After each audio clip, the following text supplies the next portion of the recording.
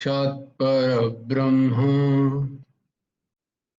तस्मै श्रीगुरवे नमः। कृष्णाय वासुदेवाय हरये परमात्मने प्रणतक्लेशनाशाय गोविन्दाय नमो नमः। कृष्णाय वासुदेवाय देवकीनन्दनाय च नन्दगोपकुमाराय गोविन्दाय नमो नमः। वसुदेवं सुतं देवं कंसचाणूरमर्दनं देवकी परमानन्दम् कृष्णं वन्दे जगद्गुरुम्। নবকুমার চতুষ্পাঠীর আরেকটি অধ্যায়ে তোমাদের সকলকে খুব খুব স্বাগত। হরি ওম তৎসৎ।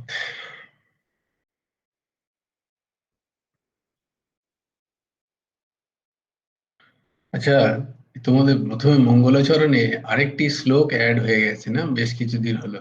এটা মুখস্থ হয়ে গেছে বোধহয় না, খুব সোজা শ্লোক, ওর সাথে সাথেই মিলে কৃষ্ণায় বাসুদেবায় হরয়ে পরমাত্মনের জায়গায় কৃষ্ণায় বাসুদেবায় দেবকী নন্দনায় চ নন্দ গোপ কুমারায় গোবিন্দায় নমো নমঃ। এটা কি বলছেন জানো? যখন দ্বারকাধীশ চলে যাবেন, ইন্দ্রপ্রস্থ ছেড়ে, কুরুক্ষেত্রে যুদ্ধ শেষ হয়ে গেছে, তো তিনি বেশ কিছুদিন কুরুক্ষেত্রে যুদ্ধ লড়ে একটু রেস্ট টেস্ট নিয়ে বলছেন অনেকদিন তো হলো, আমি এবারে যাই, দ্বারিকায় ফিরে যাই। তো তার দ্বারিকা ফিরে যাওয়ার যখন রথ তৈরি হয়েছে পরের দিন সকালে, তার আগের দিন সারা রাত যুধিষ্ঠির দাদার সাথে সৎসঙ্গ হয়েছে এবং যুধিষ্ঠির দাদা নিরন্তর বিলাপ করে চলেছেন যে এই এত মানুষের হত্যা হলো, আমি রাজা হলাম, তাতে কি লাভ হলো, এই ধরনের কথাবার্তা। তো অনেক রাত পর্যন্ত কথা বলে যুধিষ্ঠির দাদাকে বলে, দাদা এবার তুমি যাও, শো, আমাকে কালকে দ্বারিকা ফিরে যেতে হবে। ইন্দ্রপ্রস্থ থেকে দ্বারিকা মানে দিল্লি থেকে গুজরাট যেতে হবে, অনেকটা রাস্তা, আমাকে সকালবেলা বেরোতে হবে, আর আমি জেগে থাকতে পারছি না, এবার তুমি শুয়ে পড়ো। তো পরের দিন সকালে যখন ভগবান যাবেন, তখন ভগবানের পিসিমা হন কে বলতো? কুন্তি। হ্যাঁ, বাহ বাহ বাহ, ভেরি গুড, ভেরি গুড। তো কুন্তিমা হচ্ছে ভগবানের পিসিমা। তো সেই কুন্তিমা আলু থালু বেশে এসে ভগবানের রাস্তা, শ্রীকৃষ্ণের রাস্তা আটকে তাকে বলছে যে তখন বিভিন্ন কথার মাঝখানে যে দুটো জিনিস তোমাদের বলবো, যে কুন্তী মাতা সর্বশ্রেষ্ঠ জিনিসটা চাইছে ওখানে, যে প্রথমে তো অনেক মঙ্গলাচরণ তার করলেন এবং বললেন যে তুমি আর আমাকে লুকাতে পারবে না, আমি তোমায় চিনে গেছি। বলছে তুমি আমাকে চিনে গেছো কি? আমি তোমাকে প্রণাম করছি, এরকম। বলছে তুমি আমায় প্রণাম করছো, তুমি আমার পিসিমা হয়ে? আমি তো তোমাকে প্রণাম করতাম একদিন। বললো ওটা তো তোমার নাটক, আমি বুঝতে পেরে গেছি, তুমি আর আমাকে ধোকা দিতে পারবে না, আমি তোমায় চিনে গেছি। তখন কুন্তিমা যে শ্লোকটা শুরু দিয়ে তিনি মানে মঙ্গলাচরণ নয়, তিনি স্তুতি করছেন, কুন্তির স্তুতি বলা হয় এটাকে। কুন্তির স্তুতির প্রথম শ্লোক হচ্ছে এটা, কৃষ্ণায় বাসুদেবায় দেবকী নন্দনায় চ নন্দ গোপ কুমারায় গোবিন্দায় নমো নমঃ। তোমরা যারা যারা শুনছো তারা তারা প্রত্যেকে, আমার অনুরোধ, প্রত্যেকে প্রত্যেক দিন অন্তত এই শ্লোকটা অবশ্যই বলবে, একবার উচ্চারণ করবে। এবং যারা যারা তোমাদের এই প্রিয়, শ্লোকটা আরেকবার বলো। হ্যাঁ লেখো, কৃষ্ণায়, ওই একই শ্লোক, খুব সোজা শ্লোকটা মনে করা, তাই জন্য কৃষ্ণায়, কৃষ্ণায় বাসুদেবায়, কৃষ্ণায় বাসুদেবায়, বসুদেব নয় কিন্তু, বাসুদেব, কৃষ্ণায় বাসুদেবায় দেবকী নন্দনায় চ, দেবকী নন্দনায় চ নন্দগোপ কুমারায় গোবিন্দায় নমো নমঃ। এটা এক মহাপুরুষের কাছে শোনা, তিনি তার সবাইকে বলছেন যে অবশ্যই যেন এই এই শ্লোকটা কমসে কম এটা যদি একবার দিনের মাথায় যদি একবারও আমরা করতে পারি, তাহলেও ভাগবতের একটি শ্লোক। হ্যাঁ একটা কথা বলি, হ্যাঁ হ্যাঁ বলো। ওই গোপাল গোপালের একটা বই আছে, চটি বই, হ্যাঁ ওতে আছে নন্দ গোপ কুমারায় অশেষ ক্লেশ নাশায় গোবিন্দায় নমো নমঃ। না, জানি না আমি, তাহলে আবার আমাকে রিসার্চ করতে হবে, কারণ ওই বইয়ে কি আছে আমি জানি না, কিন্তু যিনি বলছেন তিনি অত্যন্ত উচ্চকোটির মহাপুরুষ এবং খুব জ্ঞানী মহাপুরুষ। তিনি আচ্ছা কিন্তু সবাইকার, হ্যাঁ তিনি আবার যেখানে বসে বলছেন সেটিও একটি সিদ্ধপীঠ, আচ্ছা সেখানে আচ্ছা। সব জ্ঞানী মহাত্মারা সব বসে আছেন, সেখানে তিনি এই শ্লোকটা সবাইকে দিয়ে পাঠ করাচ্ছেন, স্পেশালি তিন আচ্ছা চারবার দিয়ে বলছেন মুখস্থ করে নিন এখানেই। আচ্ছা করে আচ্ছা। বলছেন, তুমি যেটা বললে অবশ্যই, তাহলে আমি আরেকবার দেখবো যে ভাগবতের মূল শ্লোকটা কি। তুমি যেহেতু বললে যে ওই বইয়ে লেখা আছে, দেখো আমরা দুটো শ্লোক, একটা হচ্ছে কৃষ্ণায় বাসুদেবায় হরয়ে পরমাত্মনে প্রণতঃ ক্লেশনাশায় গোবিন্দায় নমো নমঃ, এটাও ভাগবতের শ্লোক, এটা 11 স্কন্ধে আছে, এটাও ভাগবতের শ্লোক, কিন্তু এটা হচ্ছে এইটা, তাহলে ক্লেশনাশায়টা এইখানে আছে। আর কুন্তি স্তুতিতে এই একই শ্লোকটার প্রথমে শুরুটা এরকমই, কৃষ্ণায় বাসুদেবায় দেবকী নন্দনায় চ নন্দ গোপ কুমারায় গোবিন্দায় নমো নমঃ। এই দুটো শ্লোক কিন্তু দু জায়গায় এরম ভাবে আছে। এবার যিনি হয়তো ওই বইয়ে লিখেছেন, তিনিও খুব হয়তো অত্যন্ত পণ্ডিত মানুষ হবেন, তিনি ওই ক্লেশনাশায় ওটাকে নিয়ে সেখানে ঢুকিয়ে দিয়েছেন। তাতে আমার মনে হয় সবাই উপকারী হবে, কিন্তু মূল শ্লোক কিন্তু এই দুটো। তবে তুমি বললে যখন, আবার আমি তাহলে একটু রিসার্চ করে, কারণ আমার তো এইসব বিষয়ে জ্ঞান নেই, আমার তো শোনা জ্ঞান, পড়া তো নয়। তো আমি অবশ্যই চেষ্টা করব এটা ঠিক যে শ্লোকটা ভাগবতে কোন শ্লোকটা কোথায় আছে সেটা বার করে তোমাদের সামনে, আহ, কিন্তু মূল শ্লোক দুটো কিন্তু এই দুটোই আমি শুনেছি এইভাবে। হরি ওম তৎসৎ। তুমি এই যে বইটা পেয়েছো, এটা কোথা থেকে পেয়েছো? এর সংকলন কে, কে করেছে?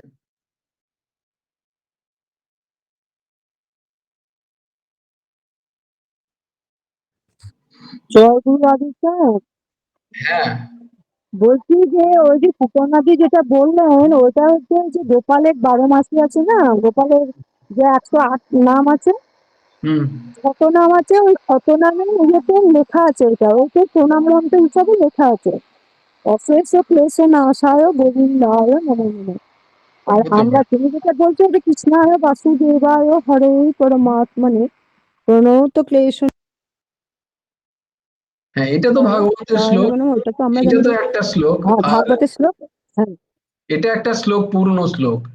আর হ্যাঁ। একটা হচ্ছে ওই কুন্তি কুন্তি স্মৃতি যেটা স্তুতিতে বলছো। যে শ্লোক, হ্যাঁ কুন্তি হ্যাঁ স্তুতিতে এই শ্লোকটা আছে, কৃষ্ণায় হ্যাঁ বাসুদেবায় দেবকী নন্দনায় চ নন্দ হ্যাঁ গোপ কুমারায় গোবিন্দায় নমো নমঃ, ওখানে কিন্তু ক্লেশনাশয় নেই, এটা হ্যাঁ যতদূর হ্যাঁ। আমার ওই জানা। সমস্যায় ওই ওই বইগুলোতে আছে, আমরা ওই পড়ি তো বৃহস্পতিবার, না, মানে খুব পাঠে মুশকিল, চক্রে এই জন্যই বলি, কোনো অথেন্টিক প্রকাশনা থেকে প্রকাশিত বই পড়বে।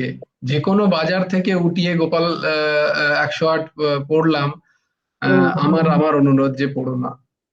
অথেন্টিক কোনো প্রকাশনা থেকে, যেমন উদ্বোধনী থেকে, রামকৃষ্ণ মিশনে উদ্বোধনী থেকে আসছে, বা গীতা প্রেস থেকে আসছে, গীতা প্রেসের কোনো বই যেটা বঙ্গানুবাদ হয়েছে, এইরকম কোনো অথেন্টিক একদম, যেখানে যিনি প্রুফ দেখছেন প্রপার, তাকে তার নাম লেখা আছে ওখানে, এরম যদি কোনো মহাপুরুষের থেকে, তবেই সেগুলো রেফার করবে।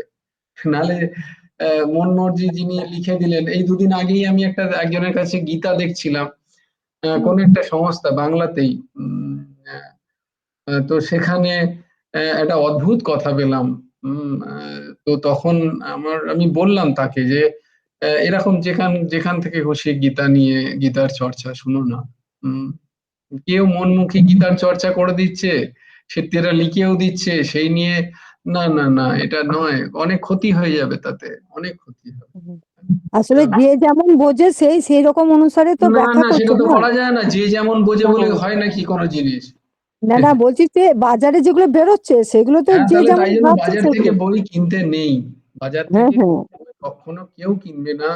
কোনো এই রাস্তায় বিক্রি হচ্ছে, ট্রেনে বিক্রি হচ্ছে, প্লিজ বি ভেরি কসাস।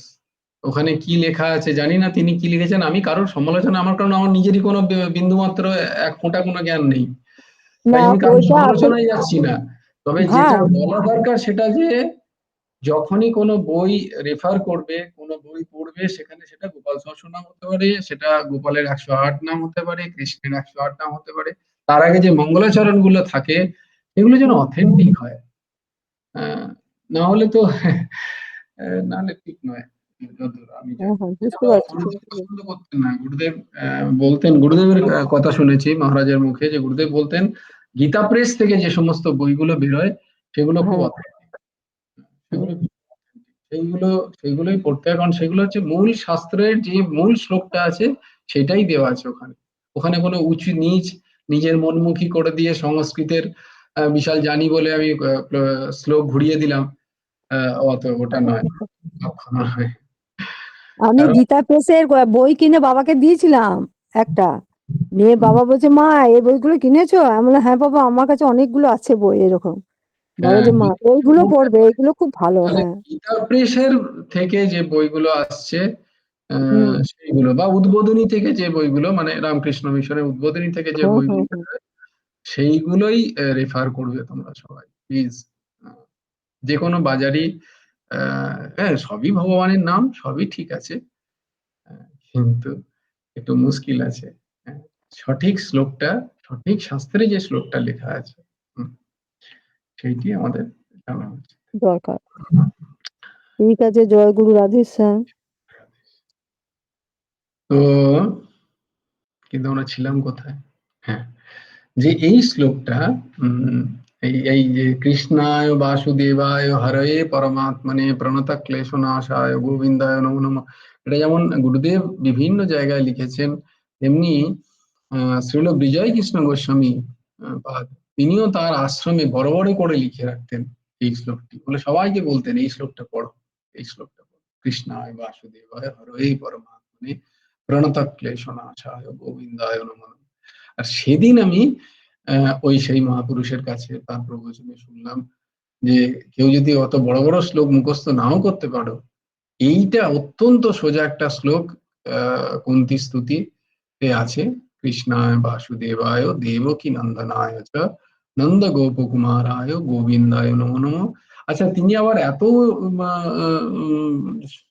ছুট দিচ্ছেন যে, কিছু না পারো শুধু গোবিন্দায় নমো নমঃ, এটাও করলে হবে। বলে এটা তো মুখস্থ হবে না, সেটাও হবে না। বলে হ্যাঁ সেটা হবে অন্তত। বলে অন্তত সে কি করো, গোবিন্দায় নমঃ। হ্যাঁ, তো এটা অশেষ অশেষ, হ্যাঁ, আমাদের পাপ ক্ষরণকারী এই ভগবানের নাম। হুম, তোমরা নিজেরাও করবে, আর যাদের যাদের ভালো, যারা যারা তোমাদের চারপাশের ব্যস্তি, তাদেরকেও বলবে এই শ্লোকগুলো অবশ্যই করতে, তাই জন্য এগুলো করিয়ে দেওয়া। জয় জয় গুরু, জয় গুরু।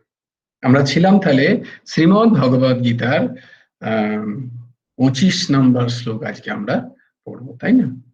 আমরা 25 নম্বর এবং 26 নম্বর শ্লোক আজকে একটুখানি বোঝা, আজকে রবিবার যেহেতু, তাই রবিবারে একটু ভালো খাওয়া উচিত, তাই না? বেশ সবাই ভালো লাগে যে রবিবারটা একটুখানি, তো আমাদের যেহেতু এটাই খাদ্য, আহ, আশা করি তোমরা তোমরা এতদিন 1 বছর ধরে, আমি ঝেলছই বলবো আর কি, তো ঝেলে ঝেলে তোমাদের এখন বুদ্ধি সেই জায়গায় পৌঁছে গেছে, যে তোমরা ইস্পাতের মতো হয়ে গেছো এখন। এইটা আশা করা যায়। 1 বছর আমরা প্রায় করছি, হ্যাঁ, চিন্তা করো, সত্যি তোমাদের সকলের শ্রীচরণে বারংবার দণ্ডবত প্রণাম। তোমরা গীতা শ্রবণ করছো এবং আহ, যতটা পারা যায় সেটার মূলটাকে শ্রবণ করছো। ঘুরিয়ে ঘুরিয়ে গল্প কথা নয়, একদম মূলটাকে শ্রবণ করছো, সেটা যদি ধারণ করা যায়, আহ, তবে আরো ডিপে যাওয়া যায়। আমরা আবার পড়বো, আরো ডিপে যাবো তার জন্য। তো আজকে যে শ্লোকটা আমরা করব, যে দুটো শ্লোক, তার মানেটা খুব শক্ত, পুরো যোগের কথা, সাধনের কথা। আমরা সেদিকে অতটা যাব না, হ্যাঁ, আমরা অতটা বিশাল গভীরে যাব না, একটু ওপরে ওপরে আজকে সেরে নেব। পরে কখনো সময় পেলে আরো আমাদের বুদ্ধিটা একটু পাকা হোক, তখন বরং আমরা এগুলো বুঝবো। হ্যাঁ, তো এখন আমরা এই দুটো শ্লোক খুব তাড়াতাড়ি এবং আর উপর উপর একটু মানে বোঝার চেষ্টা করব। না, তোমরা আমার সাথে সাথে উচ্চারণ করবে 25 নম্বর শ্লোক। दैवमेवापरे यज्ञम् योगिनः पर्युपासते। दैवमेवापरे यज्ञम् योगिनः पर्युपासते। ब्रह्माज्ञावपरे यज्ञम् यज्ञेनैव पयुहति। ब्रह्माज्ञावपरे यज्ञम् यज्ञेनैव पयुहति। এটা হচ্ছে 25 নম্বর শ্লোক। যোগিনা মানে অন্য অনেক যোগী, দৈবম। আগের শ্লোকটায় আমরা কি দেখেছি, যে এমন যোগী যজ্ঞ করছেন, তিনি যজ্ঞকেও, যজ্ঞের অগ্নিকে যজ্ঞ ভাবছেন, যজ্ঞর স্থলটাকে যজ্ঞ ভাবছেন, যে দিয়ে যজ্ঞ করছেন, যে দিয়ে তিনি আহুতি দিচ্ছেন, তাকে হবি বলা হয়, সেইটাকেও সেটাও তিনি ব্রহ্ম ভাবছেন। যজ্ঞে সেটাকেও তিনি ব্রহ্ম ভাবছেন, যজ্ঞটাও ব্রহ্ম, অগ্নিও ব্রহ্ম, যা অর্পণ করছেন সেটাও ব্রহ্ম, যা দিয়ে অর্পণ করছেন সেটাও ব্রহ্ম, এবং তিনি, যিনি অর্পণ করছেন, অর্পণ কর্তা, তিনিও ব্রহ্ম। এই যে ভাব, এই যে যজ্ঞের স্থিতি, এই যজ্ঞের স্থিতি থেকে তোমরা ভাবো যে এইখানে কি যজ্ঞের কথা বলা হচ্ছে। যোগী না, অন্য অনেক যোগী, এইরকম যজ্ঞে করে যারা যোগী, সেই সমস্ত যোগীরা দৈবম, ভগবদ অর্পণ রূপ, যজ্ঞম এব, যজ্ঞেরই পর্যুপাসতে, অনুষ্ঠান করেন, অপরে, অপর কোন যোগীগণ, আবার অন্য কোন যোগী কিভাবে বিভিন্ন রকম যে যজ্ঞ তারা অনুষ্ঠান করছেন তার ব্যাখ্যা। ব্রহ্মাগ্ন, ব্রহ্মরূপ অগ্নিতে, যজ্ঞেন এব, যজ্ঞের দ্বারাই, যজ্ঞম, যজ্ঞ করেন, যজ্ঞের অনুষ্ঠান করেন। অন্য অনেক যোগী ভগবদ অর্পণ রূপ যজ্ঞানুষ্ঠান করেন, এবং অপর কোন যোগী ব্রহ্মরূপ অগ্নিতে, ব্রহ্মরূপ যজ্ঞের দ্বারাই জীবাত্মারূপ যজ্ঞের অনুষ্ঠান করেন। স্বাভাবিকভাবে তোমাদের প্রথমেই আমি ট্যাগ দিয়েছি, দিস ইজ ভেরি টাফ। তো সেটাকে আমি খুব সরল করে আমাদের মতো করে বোঝার চেষ্টা করব।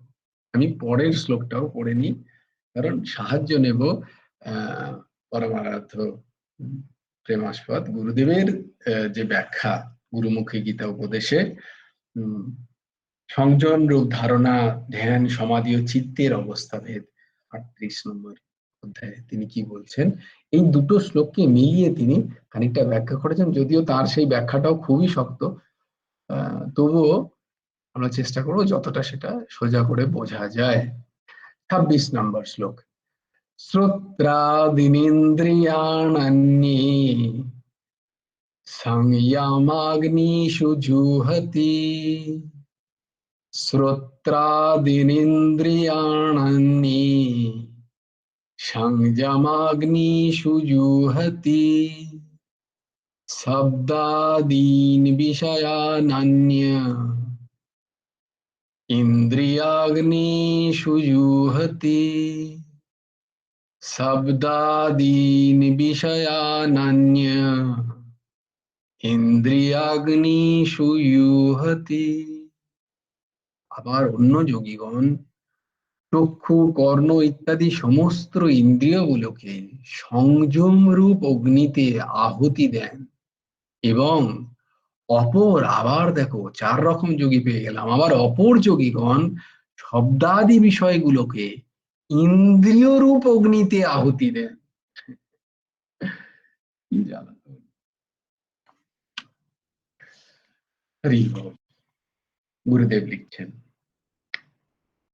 কত রকম যোগী আছে, হ্যাঁ, বিভিন্ন রকম যোগ সাধনায় তারা বিভিন্ন রকম যোগ। কেউ প্রত্যাহার রূপ মানে ত্যাগ রূপ, প্রত্যাহার রূপ যজ্ঞ করছেন, কেউ ধ্যান রূপ যজ্ঞ করছেন, হ্যাঁ, কেউ সংযম রূপ যজ্ঞ করছেন। দেখো, এক একটা শব্দকে বুঝতে পারলে বোঝা যায় যে এগুলো এক একটা যজ্ঞ। কেউ তপস্যা করছেন, তপ, তপস্যা মানে তপ, হ্যাঁ, তিনি তপস্যা, তপ রূপ যজ্ঞ করছেন, হ্যাঁ। কেউ প্রত্যাহার রূপ, ত্যাগ রূপ যজ্ঞ করছেন। কেউ কি করছেন, সংযম রূপ, আর ইন্দ্রিয়গুলোকে তিনি সংযম করছেন, সেই সংযমটাকে বলছে একটা যজ্ঞ। কেউ কি করছেন, যে ইন্দ্রিয়ের যে বৃত্তিগুলো, এই যে শব্দ, রূপ, রস, গন্ধ, স্পর্শ, এই বৃত্তিগুলোকে ইন্দ্রিয়তে ইন্দ্রিয়তে আহুতি দিচ্ছেন, মানে সেই বৃত্তিগুলোকে ওইখানেই তিনি লয় করে দিচ্ছেন। এটাও এক ধরনের যোগ, মানে সেটা তার মনে তিনি স্থান দিচ্ছেন না, এটাও একরূপ যোগ্য। ওই যে যেখানে যেটা উত্থিত হচ্ছে সেখানে তিনি সেইখানেই লয় করে দিচ্ছেন, এটাও এক প্রকারের যোগ। তো এই ধরনের যে বিভিন্ন যজ্ঞের কথা এখানে, বিভিন্ন যোগী তাদের যজ্ঞের কথা লেখা আছে। যজ্ঞ মানে যে আমরা সেটা, তাহলে এখন দেখো মূল যেটা আমাদের ভাবা দরকার, যে আমরা এটা জানলাম এখান থেকে যে যজ্ঞ মানে আমরা যেটা ভাবি যে আগুন জ্বলছে আর সোহা সোহা করছে, তাহলে শুধু সেটাই যজ্ঞ নয়, সেটাও একটা যজ্ঞ, কিন্তু এগুলোও যজ্ঞ। তাহলে যোগী যে যোগীর কত রকম বাইফার্কেশন, কত রকম স্তর থাকতে পারে, তাই জন্য দেখো বিভিন্ন নাম আছে। কাকে বলা হয় ঋষি, কাকে বলা হয় মুনি, কাউকে বলা হয় সাধু, কাউকে বলা হয় ইয়তি, কাউকে বলা হয় যোগী। তার মানে হচ্ছে এরা এক একটা রাস্তা নিয়ে তাদের যজ্ঞ করছেন। কাউকে যিনি যিনি পুরোহিত, তিনি সেই যজ্ঞে আহুতি দিচ্ছেন, তিনিও এক প্রকার যোগী, যদি সেখানে তার কোনো কামনা না থাকে সেই যজ্ঞে। তাহলে এই দেখো যোগের কত প্রকার, তাই না? তাহলে একটা যোগেরই কত ব্যাপ্তি, কত রকম। তার মানে কি, যেখানে আহুতি প্রদান হচ্ছে, যেখানে কোনো সংসারের বিষয়, যেখানে প্রবিলিয়তে, যেটাকে আমরা বললাম যে যেখানে বিলীন হয়ে যাচ্ছে যে জায়গাটায়, সেই জায়গাটা কে বলা হয় একটা যজ্ঞ। তাহলে দেখো এই যে ধর্ম আচরণ যখন ঠিক ঠিক করে হয়, তখন দেখো এই সবকিছুই কিন্তু এক একটা যজ্ঞ। আমরা 5টা ধর্মের পথ দেখেছি না? দেখো অহিংসা, এই যে অহিংসা, যে শুধুমাত্র একটি যদি সে ফলো করে অহিংসা, এটা একটা বিশাল বড় যজ্ঞ। সে নিরন্তর কি করছে, তার মধ্যে যে ইন্দ্রিয়ের মধ্যে যে হিংসা বৃত্তি জাগছে, সেই হিংসা বৃত্তিকে সে সে যে ইন্দ্রিয়তে জাগছে সেই ইন্দ্রিয়তে সে সেটাকে জ্বালিয়ে দিচ্ছে, আহুতি দিচ্ছে, তার প্রকাশ হতে দিচ্ছে না, সেটাকে মেটেরিয়ালাইজ করছে না। মানে সে হিংসা যদি না করে, সে যদি অহিংসা ব্রত নেয়, সে নিরন্তর দেখো যজ্ঞ করছে। সে তার ওই ইন্দ্রিয়তে যখনই কোনো হিংসা বৃত্তি জাগছে তার মধ্যে, কাউকে রাগ করে কথা শুনিয়ে দেওয়া, কাউকে রেগে গিয়ে চারটে কথা বলে দেওয়া, সেটা সে সংবরণ করছে। কোথায়? দেখো যেখানে উঠছে সেখানে, মনে, মনে তার, সে তার ক্রোধ বৃত্তিকে আহুতি দিচ্ছে। দিচ্ছে কি দিচ্ছে না, কোথায়? না, ইন্দ্রিয় মনের যে অগ্নি, সেই অগ্নিতে সে আহুতি দিচ্ছে কি না, তার ক্রোধ বৃত্তিকে। তেমনি সত্য ধরো কেউ নেবে, সত্য যদি কেউ নেয়, আমি সত্য পথে চলবো, সেখানে তার মিথ্যা পথে চলার জন্য ইন্দ্রিয় বৃত্তি যেগুলো তাকে টানছে, হ্যাঁ, সমাজ যখন টানছে তার, সমাজ তো টানে না, সমাজ তো জড়ো, টানছে কে? আর ইন্দ্রিয় বৃত্তিগুলো। কারণ সংসার তো বাইরে নেই, সংসার তো সব ভেতরে।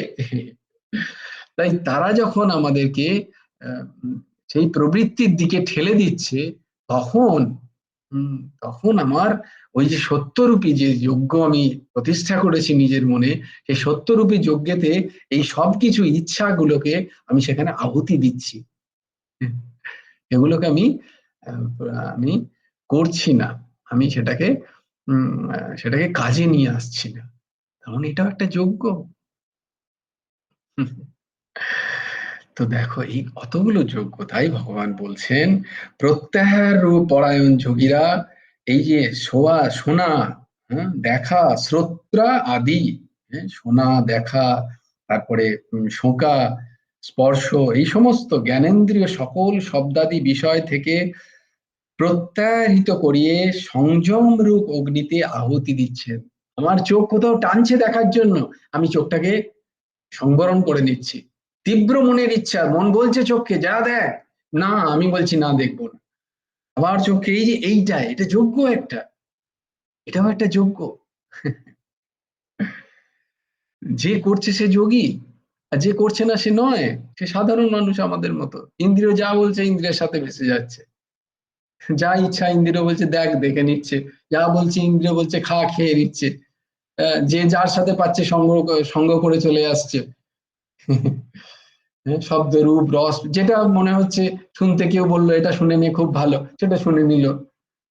তার যে কতটা প্রত্যয় হবে সে জানে না, তার মনে যে তার ছাপটা পড়েছে, যে কতদিন তার সময় লাগবে সেই ছাপটা থেকে তাকে দূরীভূত হতে, তার কোনো ইয়ত্তাই নেই, তার সে জানেই না। যুগ যুগ লেগে যায় একটা ছোট্ট জিনিসের ছাপ সেটা মুছতে মন থেকে, কারণ কারবারটা তো মন নিয়েই। মনেই বন্ধন, মনেই মুক্তি, কারবারটা তো সব মন নিয়ে। সেই মনে যদি তুমি যা পারছো তাই ফেলে দিচ্ছ, হ্যাঁ, সে কিন্তু তোমার মনে হবে যে এখন সে জাগছে না, না না আমার তো মনে নেই। কিন্তু সেটা ফেলেছে যখন, সে কিন্তু অবচেতন মনে কোথাও না কোথাও গিয়ে আছে, একদিন না একদিন উত্থিত হবেই হবে, ডেফিনেটলি। তাই এই এই মনকে বা এই চিত্তকে বা এই এই বুদ্ধিকে শুদ্ধ করার জন্য এত চেষ্টা। এই যে চেষ্টার মূল কারণ হচ্ছে এটাকে শুদ্ধকরণ করার জন্য। এই যে পারে, এই যে খাদ্য আহারের যে চর্চা হয়, যেখানেই আধ্যাত্মিক চর্চা হয় সেখানে আহারের চর্চা কেন হয়? কারণ ওই যেগুলো আমাকে ডিস্টার্ব করবে বেশি বেশি, এই আজকেই যেমন একজন জিজ্ঞেস করছিল কেন পেঁয়াজ রসুন কেন খান না, তো তিনি এমন একটা জায়গায় জিজ্ঞেস করছিলেন, আমি বললাম এখানে কি করে বসে বলি, তাহলে তো ঘরে যেতে হবে, গিয়ে বসিয়ে বলতে হবে। তো এই যে আহারের শুদ্ধিকরণ, কেন বলছি যে আহার শুদ্ধি, সত্য শুদ্ধি, সত্য শুদ্ধি ধ্রুবানুস্মৃতি, তোমার যে স্মৃতি হবে সেটা তৈল ধারাবৎ ধ্রুবানুস্মৃতি, মানে স্মৃতি সন্তান যে জেগে থাকবে। স্মৃতি সন্তান মানে কি?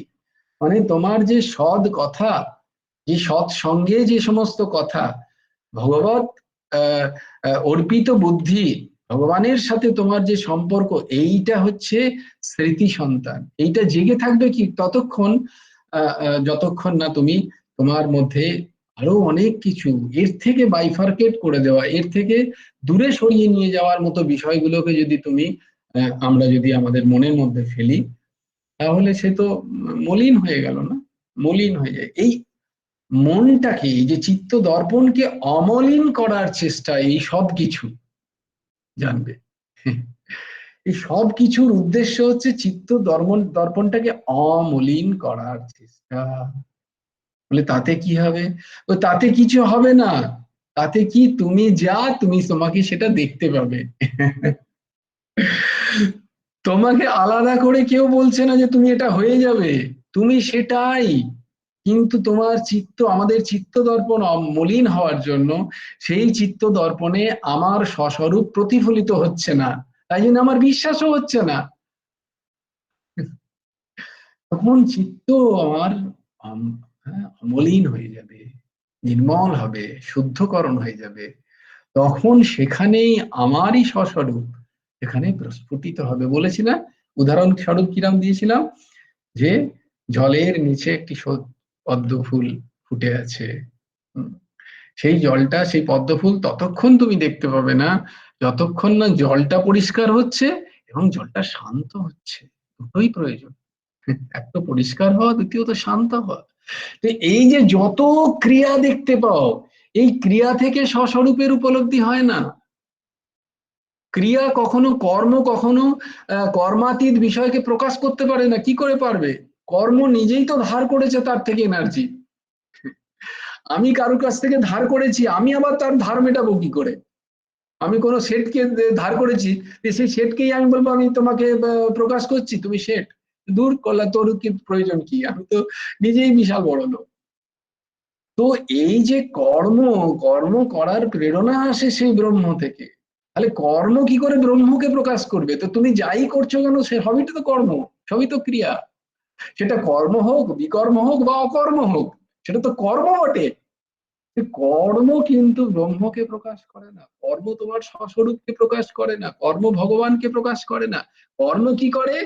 যে তোমার সাথে ভগবানের যে সম্পর্ক নিত্য,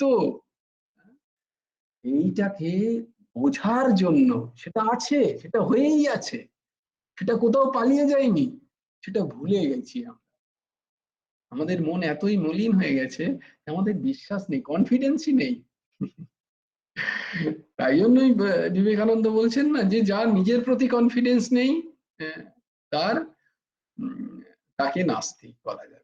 আর ভগবানের প্রতি সে কোনোদিন কোনো না কোনো বিশাল কোনো ঘটনা ঘটবে, সে বলে কি জানি ভগবান আছে কিনা, আমার তো নিজের প্রতি কোনো কনফিডেন্স নেই, আমিই তো নিজে জানি না যে আমার অস্তিত্ব আছে কি নেই। তাই জন্য ভগবানের অস্তিত্ব আছে কি নেই কে জানে, কই ভগবান তো এলো না, আমার এত বড় একটা ক্ষতি হয়ে গেল। সো কনফিডেন্স, সেই কনফিডেন্সটা যাতে ফিরে আসে তার জন্য এই কর্ম এত কিছু, জপ, ধ্যান, পূজা অর্চনা, নিরন্তর নামের কথা বলেন ভগবান, তারপরে এই সৎসঙ্গ, এই সব কিছুর উদ্দেশ্য একটাই, সেটা হচ্ছে বাইফার্কেশন গুলোকে সরিয়ে দেওয়া, মানে বাইরের জিনিসগুলোকে বন্ধ করা, ভেতরের জিনিস, গোয়িং টু ইনার সাইড। যেটা বলেন যারা ইনার ইঞ্জিনিয়ারিং করছেন আজকাল, তারা কি বলেন, ইনস্টেড অফ, সরি, বাইরে যাওয়ার থেকে তোমার বৃত্তিগুলোকে ভেতরে ঢুকিয়ে দাও, ব্যাস, দ্যাটস অল। মুখটাকে চেঞ্জ করে দাও খালি। যাওয়ার বৃত্তিগুলো কি, আমাদের ইন্দ্রিয় নিরন্তর বাইরে দৌড়চ্ছে, বাইরে। তাই জন্য আমরা ভয় খাই একা থাকতে, তাই জন্য আমরা কারোর না কারোর সঙ্গ চাই, আমাদের কোথাও না কোথাও চাই, চারটে দেয়াল চাই, এই চাই সেই চাই। এই চাইয়ের কারণ হচ্ছে উই ডোন্ট হ্যাভ, আমাদের নিজেদের প্রতি নিজের কি বলে আস্থা নেই, বিশ্বাস নেই। যেহেতু নিজের প্রতি নেই, তাই জন্য কোথায় গুরুদেব আর কোথায় ভগবান, তাদের প্রতিও নেই, তাই সন্দেহ হয়ে যাচ্ছে। সবই তো ঠিক আছে, কিন্তু একটু পয়সা না হলে কি হয়? সবই তো ঠিক আছে, কিন্তু যদি এটা হয়ে যায়। সবই তো ঠিক আছে, যদি বোমটা এসে পড়ে যায় আমার উপরে,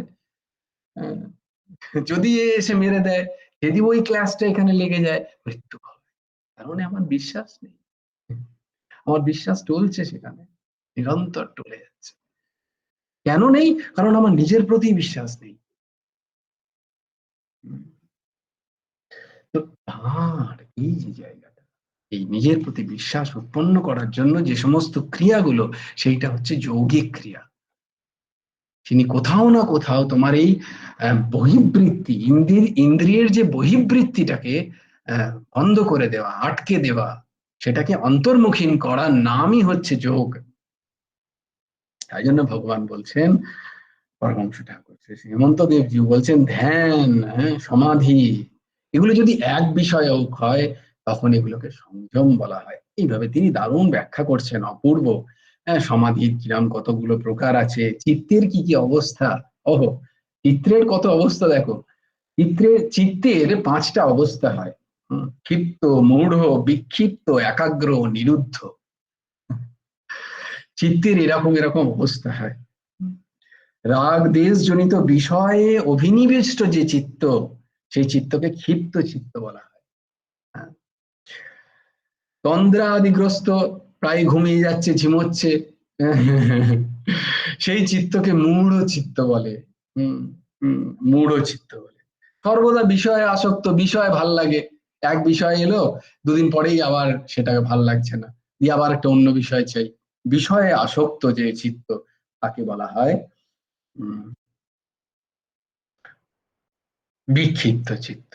সেই বিক্ষিপ্ত চিত্ত কখনো কখনো একটু একটু সমাধি পায়, একটু একটু কোথাও লেগে গেল মনটা, লেগে গেল খানিকক্ষণের জন্য, সেটাকে বলে বিক্ষিপ্ত। তো কিন্তু সেটা সর্বদা বিষয়াসক্তের জন্য আর কিন্তু সেরকম দাম নেই, তাকে বিক্ষিপ্ত নাম দেওয়া হয়েছে।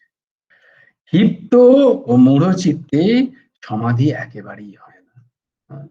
যেমন আমার ক্ষিপ্ত চিত্ত, কোথাও বসছে না, সব সময় এদিক থেকে সেদিক ঘুরে বেড়াচ্ছে, ওই দিনে সেকেন্ড চিত্ত কোথায় কোথাও দৌড় হচ্ছে, তো সেগুলো ক্ষিপ্ত চিত্ত, এতে সমাধি কখনো সম্ভব না।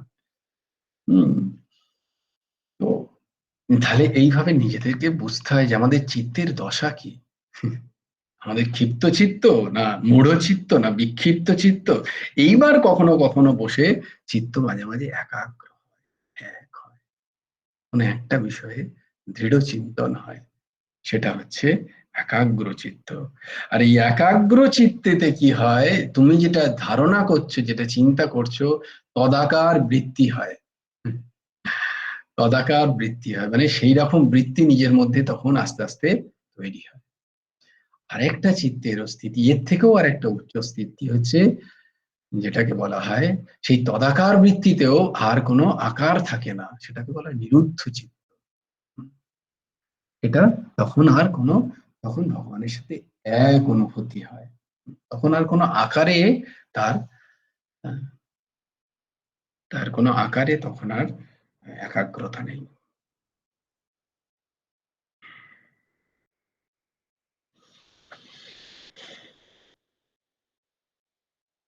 তখন যে অবস্থা হয়, সেই অবস্থাটা কি বলে, সমাধি। সেই সমাধিকে বলা হয় ধর্মমেঘ সমাধি, অসম্প্রজ্ঞাত সমাধি তাকে বলা হয়। অসম্প্রজ্ঞাত সমাধি বা ধর্মমেঘ সমাধি বলা হয় তাকে। যাক, এসব অত ভেতরে ঢুকতে হবে না, জাস্ট নামগুলো বলে দিলাম যে দেখো আমাদের আরো কোথায় কোথায় যেতে হবে। তাহলে we are still in a kindergarten. তাহলে আমাদের কোথায় কোথায় কত গভীর philosophy, so deep, isn't it?